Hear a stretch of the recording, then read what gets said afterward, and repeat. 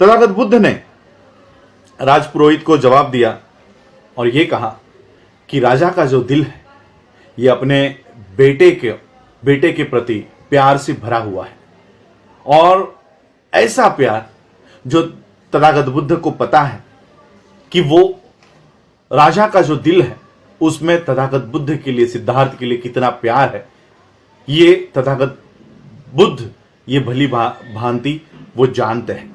लेकिन ये सारा जानने के बावजूद भी कि उनके पिता उनसे कितना प्यार करते हैं, ये सारा जानने के बावजूद भी तथागत बुद्ध अपने पिता को छोड़कर जाने के लिए मजबूर है। और वो इसलिए मजबूर है क्योंकि वो जानते हैं कि दुनिया में कितना दुख है, दुनिया में कितना दर्द है। तथागत बुद्ध कहते हैं कि अगर उनके जो चाहने वाले हैं, अगर अपने चाहने वाले हमसे कभी जुदा ही अगर नहीं होते, तो ऐसा कौन सा व्यक्ति है, ऐसा कौन सा मनुष्य है जो अपने सगे संबंधियों से दूर जाना चाहेगा। एक बार ये अगर जुदाई होती है तो वो जुदाई कभी ना कभी फिर से होने ही वाली है, ये जुदाई कभी ना कभी फिर से होने वाली है। तो फिर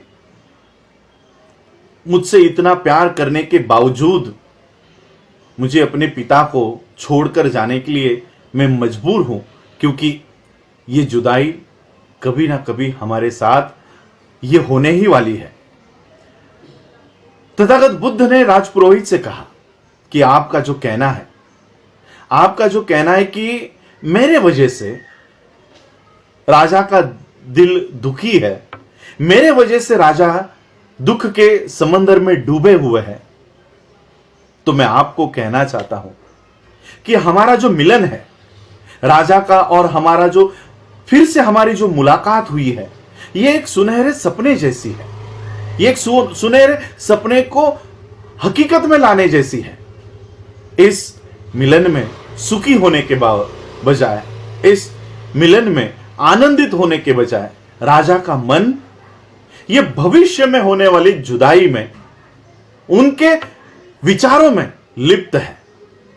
और इसलिए जुदाई के अलग अलग ये जो स्वरूप है, इसको जानने के बाद आप मेरे बातों को अब गौर से सुनो। जुदाई के इन अलग अलग स्थित्यांतरों को जानने के बाद मेरे इन बातों को निश्चित कर लो कि किसी का बेटा या किसी के सगे संबंधी ये दुख के कारण नहीं होते हैं। किसी का बेटा, किसी के सगे संबंधी ये दुख के कारण नहीं होते। दुख का कारण अपने सगे संबंधी या अपने बेटे नहीं, तो अपनी अविज्ञा होती है, अज्ञान होता है। ये हमारा ही अज्ञान है, या हमारी ही अविद्या है, या हमारा ही इग्नोरेंस है जो असल दुख का कारण है। ना तो हमारे सगे संबंधी, ना तो हमारा बेटा ये दुख का कारण है।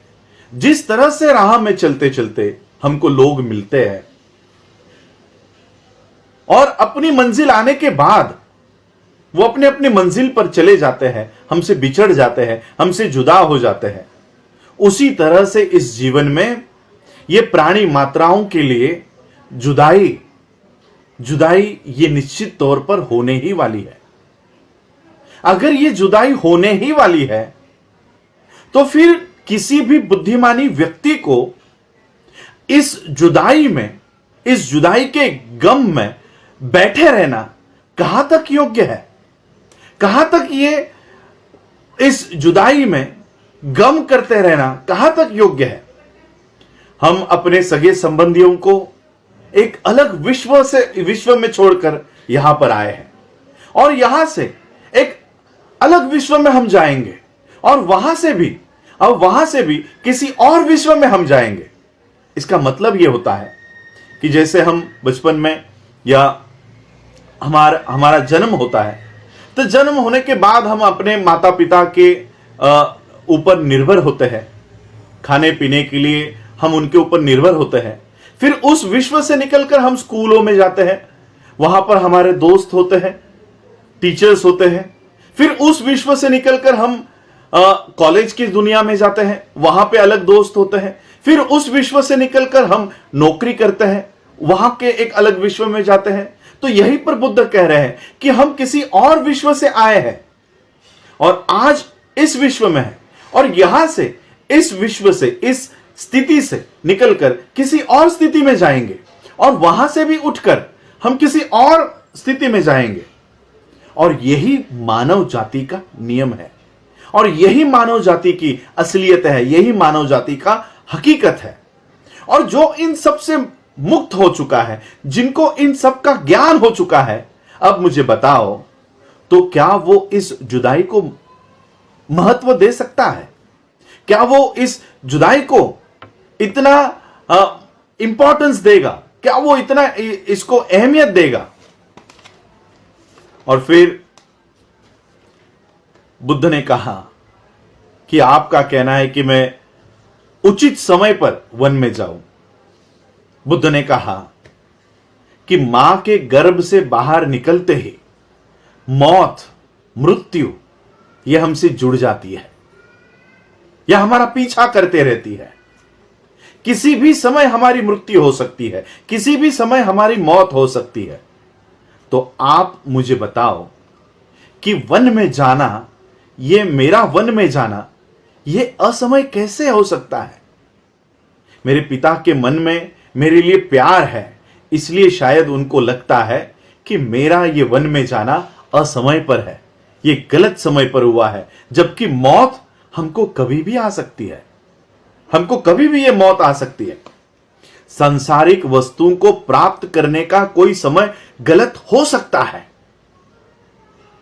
सांसारिक वस्तुओं को पाने का कोई समय गलत हो सकता है, लेकिन अच्छे कर्म करना या परमोच्च सुख को प्राप्त करने का कोई भी समय गलत नहीं हो सकता, कोई भी समय गलत नहीं हो सकता। समय सभी वस्तुओं के साथ, समय जो है यह समय सभी वस्तुओं के साथ उसका अटूट रिश्ता होता है, और ये वो समय ही है, ये वो समय ही है, ये वक्त ही है जो इस विश्व को एक अलग समय में लेकर जाता है, उसको परिवर्तित करता रहता है।